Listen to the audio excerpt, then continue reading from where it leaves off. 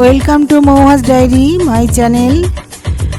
কৃষ্ণায় বাসুদেবায় হরয়ে পরমাত্মনে প্লুনত ক্লেশনাশায় গোবিন্দায় নমো নমো।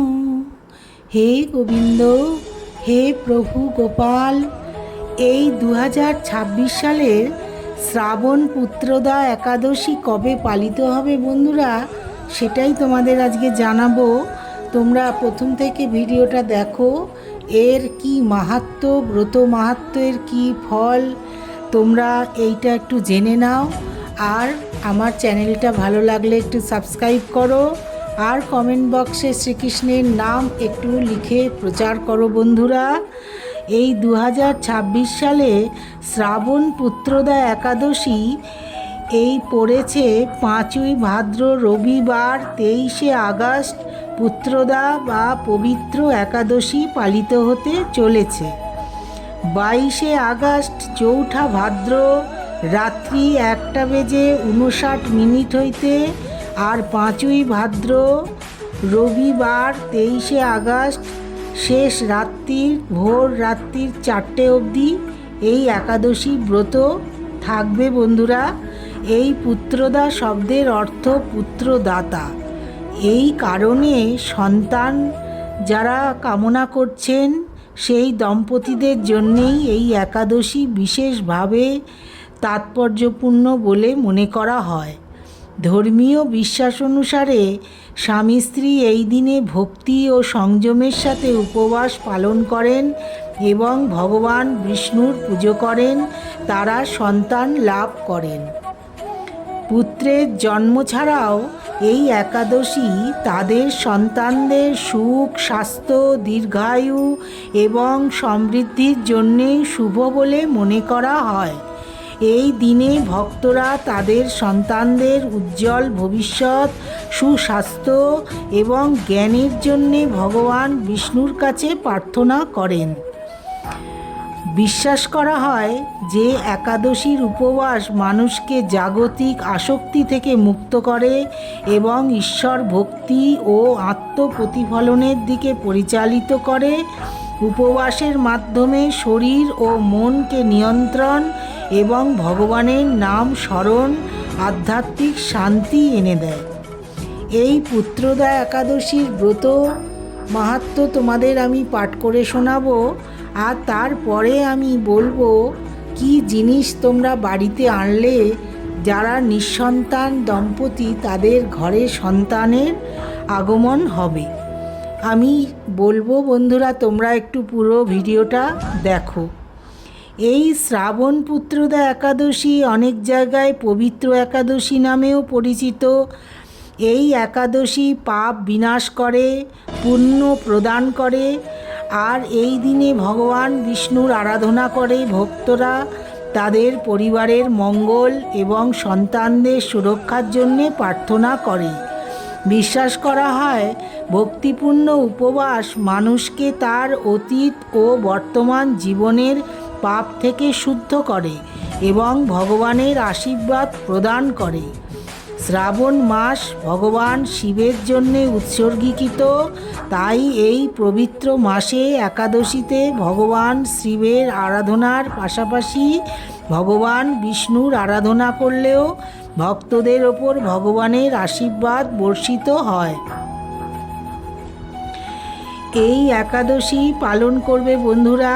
একাদশীর দিন সকালবেলায় শুদ্ধ বস্ত্রে ভগবান বিষ্ণুর আরাধনা করবে, ভগবান বিষ্ণুর সহস্র নাম পাঠ করবে, ভগবান বিষ্ণুর ধ্যান করবে, তাকে ফুল ফল নৈবেদ্য দিয়ে পূজা অর্চনা করবে বন্ধুরা।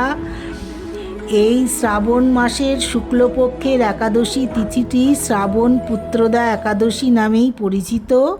এই ব্রত পালন আর এর খুব শুভ ফল লাভ করা যায়। এই একাদশীর মাহাত্ম্য সম্পর্কে স্বয়ং কৃষ্ণ অর্জুনকে জানান। অর্জুন এই একাদশীর মাহাত্ম্য সম্পর্কে কৃষ্ণকে জিজ্ঞাসা করেছিলেন যে আপনি দয়া করে আমাকে বলুন এই শুক্লপক্ষের একাদশীর কাহিনী এই শ্রাবণ মাসের পুত্রদা একাদশীর কি ব্রত কথা। তারপর শ্রীকৃষ্ণ বলেন যে শ্রাবণ মাসের শুক্লপক্ষের একাদশীর কাহিনী শ্রবণ মাত্রেই অনন্ত যজ্ঞের সমান ফল লাভ করা যায়। দাপর যুগের শুরু থেকে মহিষ্মতী নামক এক নগরী ছিল। এই নগরে মহিজিৎ নামক রাজার রাজত্ব ছিল। এই নগরে মহিজিৎ রাজা খুব শান্ত ও ধর্মপ্রিয় ছিলেন, কিন্তু তার কোনো সন্তান ছিল না, যে কারণে অত্যন্ত চিন্তিত থাকতেন।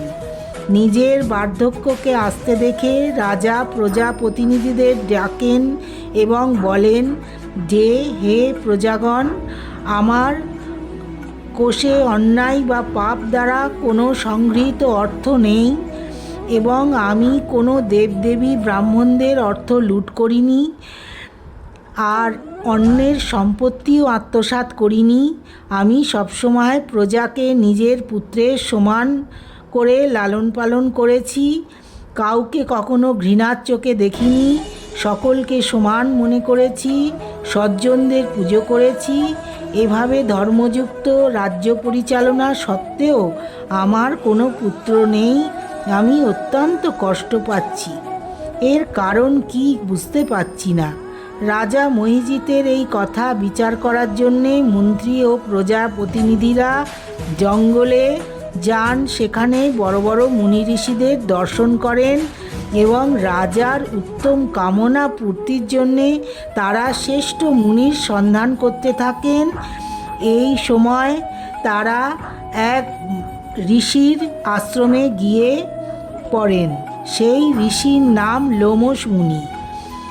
ঋষিকে তারা প্রণাম করেন। প্রজাগণ তাদের দেখে মুনি আসার কারণ জিজ্ঞাসা করেন। তারা নিঃসন্দেহে তাদের কথা সব জানান।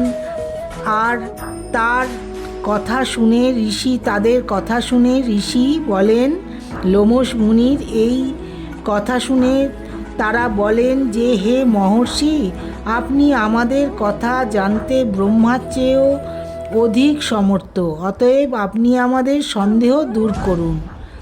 মহিষ্মতী পুরীতে ধর্মাত্মা রাজা মহিজিৎ নিজের প্রজাকে পুত্রের মতো পালন করেন। তা সত্ত্বেও তিনি পুত্রহীন হওয়ায় কষ্টই ভোগ করছেন। সেই শুনে এই লোমশ মুনি তাদের কথা শ্রবণ করলেন এবং আপনি রাজার এই কষ্ট কিভাবে দূর হতে পারে সেইটা তিনি তার জন্যে চেষ্টা করতে লাগলেন। তিনি বললেন, চোখ বন্ধ করে রাজার পূর্বজন্মের বৃত্তান্ত তিনি বলতে লাগলেন। রাজা পূর্বজন্মে নির্ধন বৈশ্য ছিলেন। নির্ধন হওয়ার কারণে তিনি নানান কুকর্ম করেছেন।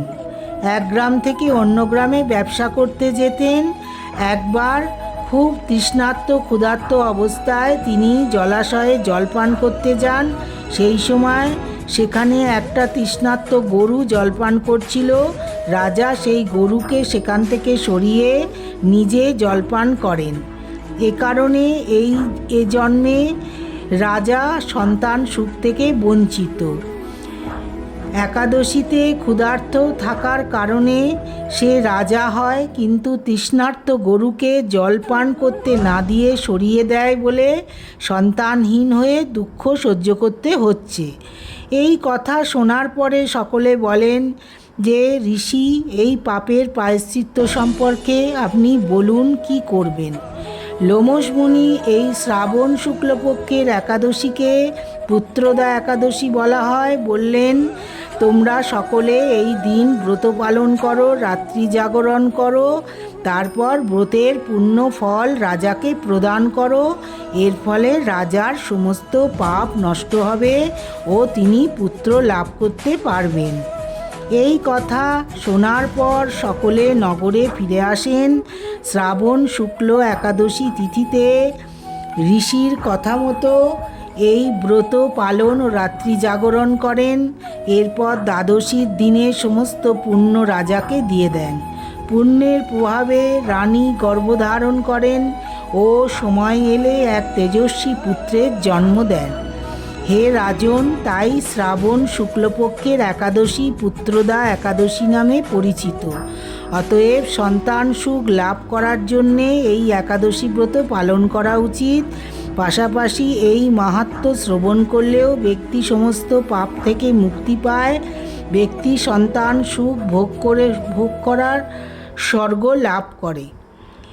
এই কথা শ্রীকৃষ্ণ অর্জুনকে বললেন যে এই পুত্রদা একাদশীর কি মাহাত্ম্য। এই পুত্রদা একাদশীতে বাড়িতে আনুন এমন কিছু জিনিস যাতে সন্তান লাভ হয়। সন্তান সুখ লাভের জন্যে এই পুত্রদা একাদশীতে কামধনু, গরু ও বাছুরের মূর্তি এনে স্থাপন করুন। আর বাড়ির উত্তর পূর্ব ঈশান কোণে।